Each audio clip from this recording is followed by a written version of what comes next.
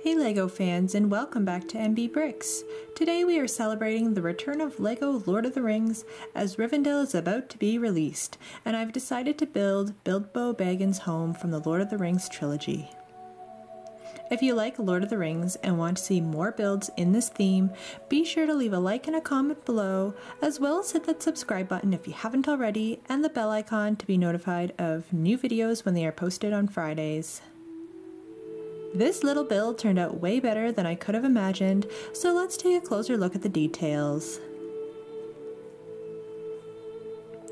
This scene of Gandalf arriving at the Shire to celebrate Bilbo Baggin's birthday has been recreated many times and even has an official LEGO set.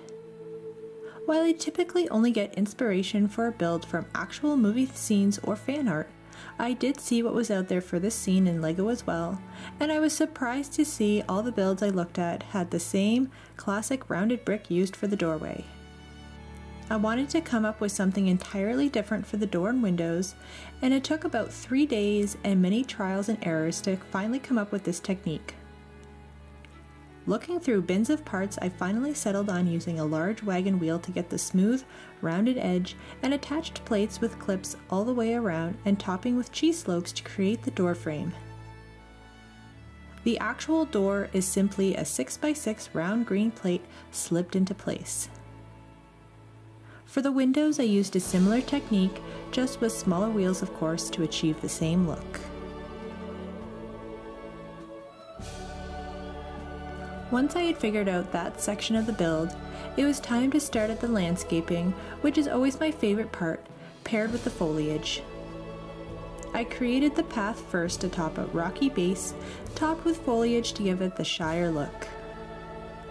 Built up from the path, I used a lot of green slope pieces and then covered with these small bright green leaf pieces to cover Bilbo's home. The homes in the Shire built right into the hillsides, so I really tried to have an organic appearance.